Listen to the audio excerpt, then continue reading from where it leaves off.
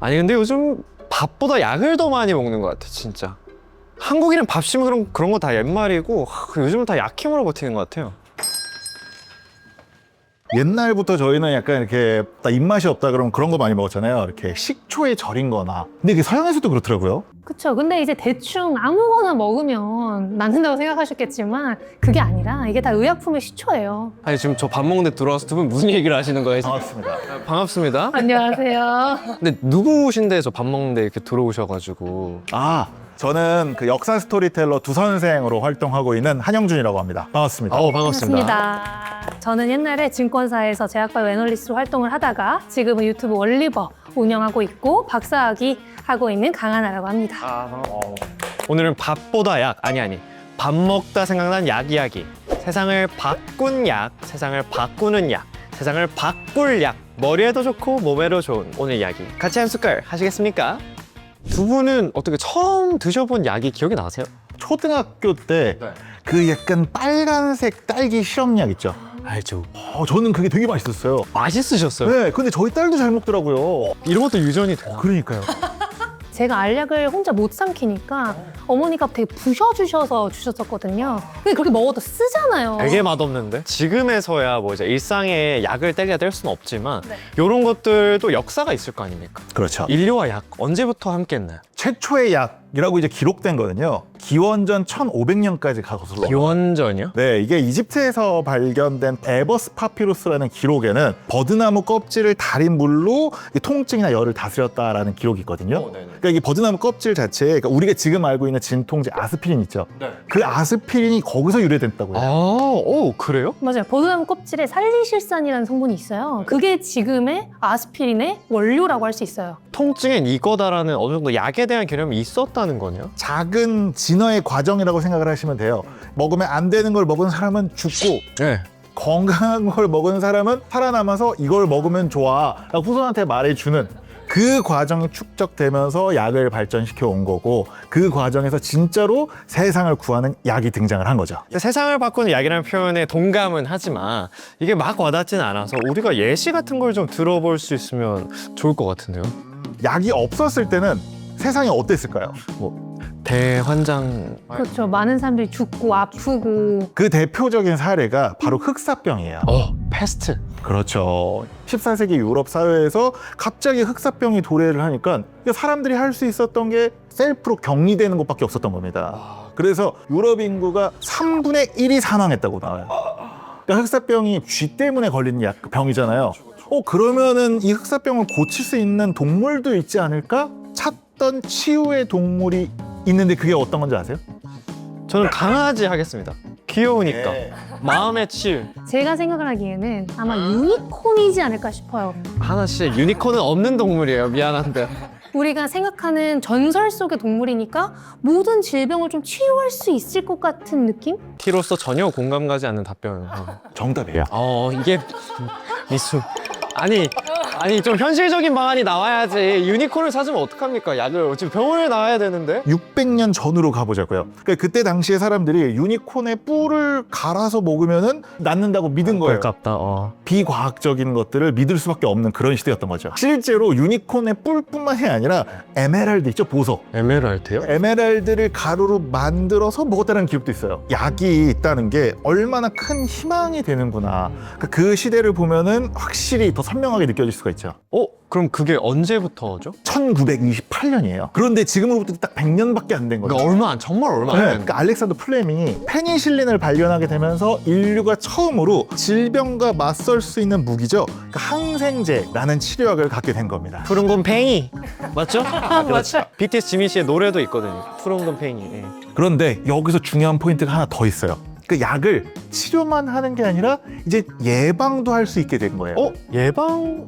그렇죠. 백신이 있잖아요. 맞네. 그러네요. 이게 또 역사가 있을 거 아닙니까? 백신. 맞아요. 백신의 힘을 실감했던 병이 있었어요. 바로 그 우리나라 말로는 천연두죠. 마마라고 불렸던 병. 중전마마, 상간마마가 아니라 네. 천연두가 마마였어요? 실제로 한자도 같은 마마예요. 상간마마, 중전마마도 다 걸리는 병이다 라고 해서 마마인 거예요. 우와. 이게 치사율이 30%에 달해서 정말 무시무시한 병이었죠. 근데 여기서 18세기 영국 의사였던 에드워드 제너가 백신을 만들기 시작했어요. 사실 백신을 처음부터 만든 건 아니고 청년들을 먼저 처방을 받으면 나중에 걸리지 않는다는 걸 발견을 한 거죠. 아, 우리도 경험을 하긴 했잖아요. 백신의 도움을 받았던 게. 바로 2020년 코로나 팬데믹이 있었죠. 그쵸. 우리가 코로나 때 다들 좀 고생을 했었는데 그때 이렇게 모여서 밥 먹기도 어려웠으니까 그런 의미에서 밥을 좀 같이 드시죠. 네. 그렇습니다. 원래 3개 다 제가 먹으려고 한 건데 좀 아, 나눠드리겠습니다. 감사합니다.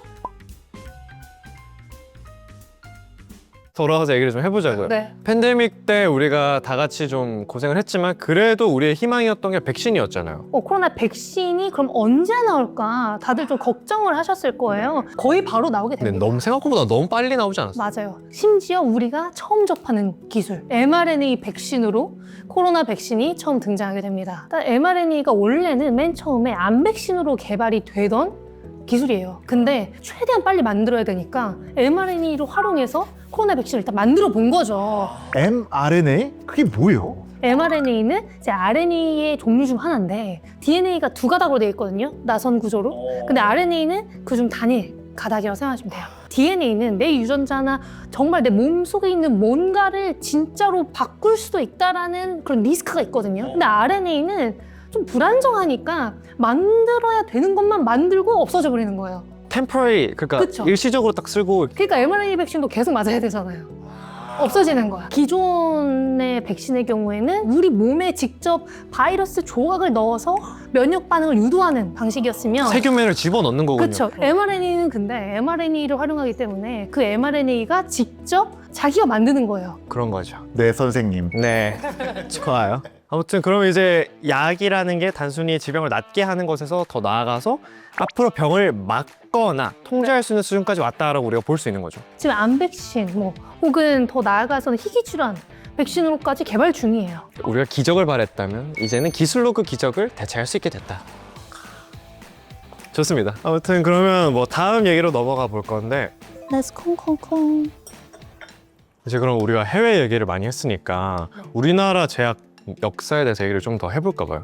역사 전문가 나와주세요. 네, 이게 기록에 보면은 학질이라고 불렸던, 그러니까 지금으로 치면은 말라리아, 장티푸스 그런 병들은 그냥 백성들한테는 엄청난 공포였던 거죠. 와, 우리나라 역사상 가장 불행했던 시기가 언제일까요? 임진왜란? 그렇죠. 맞아요. 그래서 기본적으로 전쟁이랑 가뭄이 들면 사람들의 면역력이 떨어져요.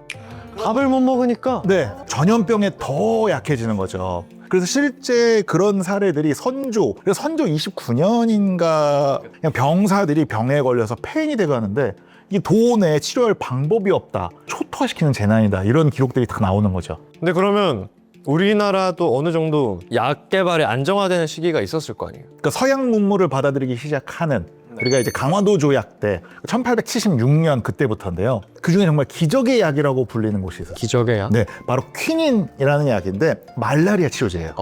퀴닌이 남미의 키나나무 껍질에서 추출한 거거든요. 근데 열이 막 펄펄 끓던 사람도 이걸 먹으면 막 싹 낫는다는 거예요. 아프리카를 유럽 열강이 그동안 정복을 못했어요.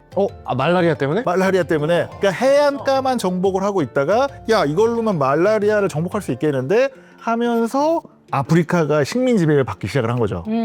총균세의 두 번째가 균이잖아요. 그게 어쨌든 역사의 흐름과도 관련이 있을 수밖에 없었겠네. 맞아요. 그러다 우리가 만든 약도 나오죠? 네, 맞습니다. 바로 이게 민병호 선생이 만든 우리나라 최초의 양약인데 서양의 약학이랑 한방의 지혜를 융합해서 이 소화제를 만든 거예요. 실제로 민병호 선생님이 그러니까 우리나라 최초의 제약회사인 동화약품을 세우셨어요. 우리나라도 최초로 우리나라 사람들이 직접 만든 약이랑 역사도 있었을 거고 또 우리나라의 뼈아픈 역사가 있잖아요. 일제강점기 시대. 그때도 제약은 계속 이어지긴 했나요, 그럼? 아, 네, 맞아요. 이게 일제강점기가 우리나라 역사에서는 가장 아픈 시기 중에 하나잖아요. 그런데 제약의 역사에서는 그 한 단계 도약하는 시기이기도 했습니다. 유일한 박사님이 그러니까 미국에서 공부를 하고 오셨는데 유한양행이라는 제약회사를 설립을 합니다. 약을 팔아서 번 수익금으로 그 독립 자금을 대세요. 그럼 그분이야말로 진짜 약으로 나라를 지켜주신 분이네요. 그 당시에는 약하면 만병통치약이다. 그러니까 모든 걸 다 치료해드립니다. 이런 거였잖아요. 성분, 용도. 상당히 과학적으로. 네, 처음으로 그런 과학적이고 용도와 성분을 그냥 딱 명시하는 광고를 하신 첫 번째 분이기도 해요. 그래서 이제 1950년대에 미국의 원조 물자가 이제 들어오면서 또 우리나라 제약 산업이 좀 빛을 보기 시작합니다.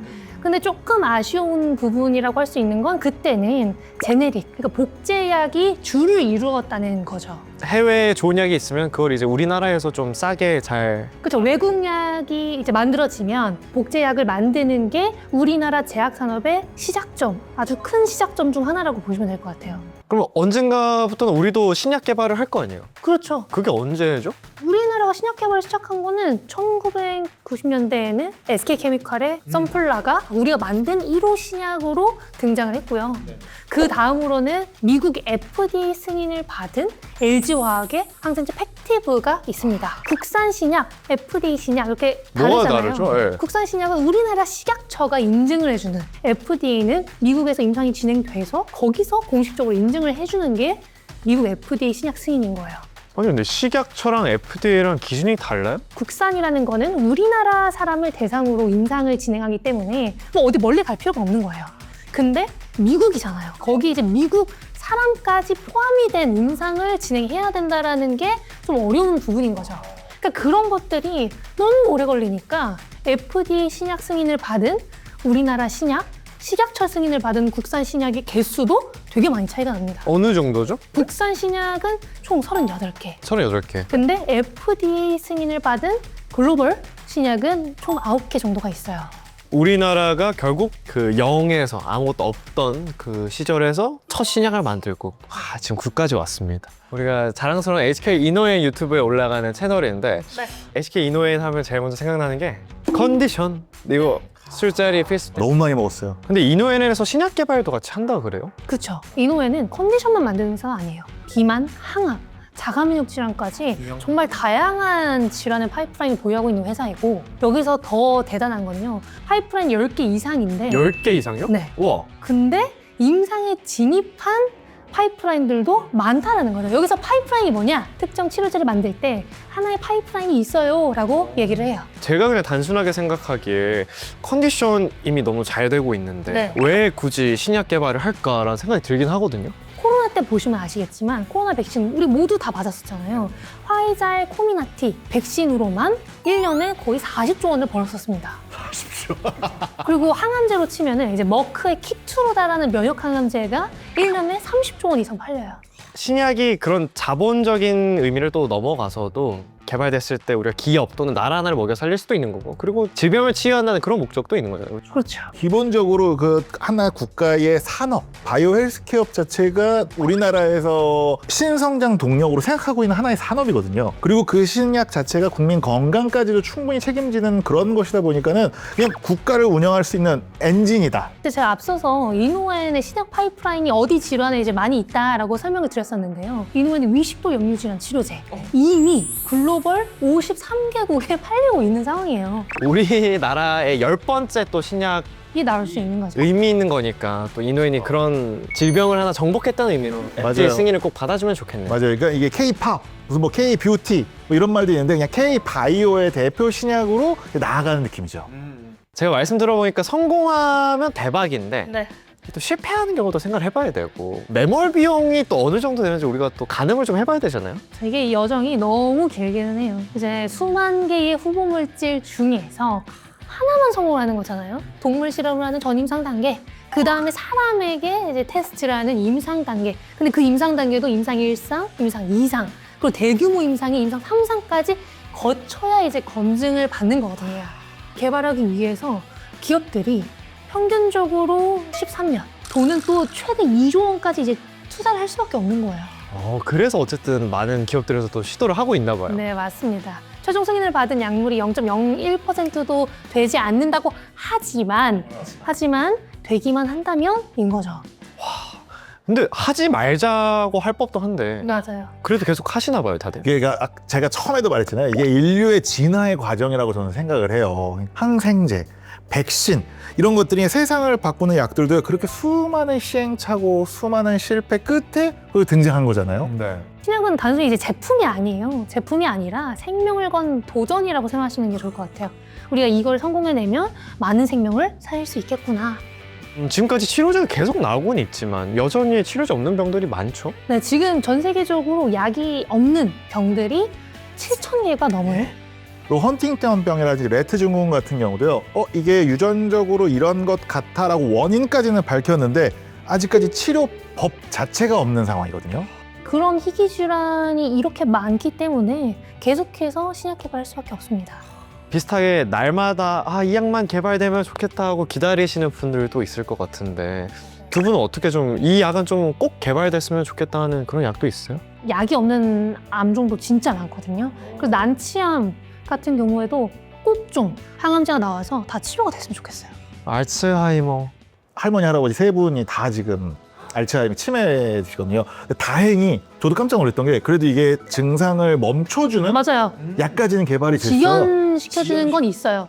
근데 완치는 또 없어요. 아직까지는 없어서 그것 때문에 많이 힘들어 하시더라고요. 저희 삼촌들 아버지도. 맞아요. 왜냐면 알츠하이머도 원인이 명확하지가 않고 그래요? 원인이 하나가 아니에요. 아밀로이드 베타가 너무 많이 쌓여 있으면 걷어내면 좀 멈춘다. 이 정도라고 보시는 게 맞을 것 같아요. 신약 개발이라는 게 이렇게 또 국력과 자본적인 그리고 나라를 먹여 살리는 힘도 있겠지만 누군가의 삶과 그런 그 사람의 우주를 지키는 일이기도 하니까요. 그런 희망을 걸고 우리가 계속 노력해봐야 되지 않을까 싶습니다. 맞습니다. 그러니까 약은 그냥 단순히 물질이 아니라 그 시대를 살아가는 사람들의 희망이라고 저는 생각을 해요. 이 순간에도 연구실에서 어딘가의 연구실에서는 누군가가 치료제가 없는 질환을 연구하고 있을 거예요. 그분들을 위해서 우리 화이팅 넘치게 응원하십다. 네. 그래서 오늘 인포멘터리의 결론은 이 한마디로 정리하면 좋을 것 같은데 세상을 바꾼 약, 세상을 바꾸는 약, 세상을 바꿀 약은 지금도 누군가의 연구실에서 불철주야 열심히 노력 끝에 만들어지고 있다는 거 우리 모두가 알아야 한다고 생각합니다. 다음에는 더 깊고 재미있는 얘기로 돌아오도록 하겠습니다. 안녕!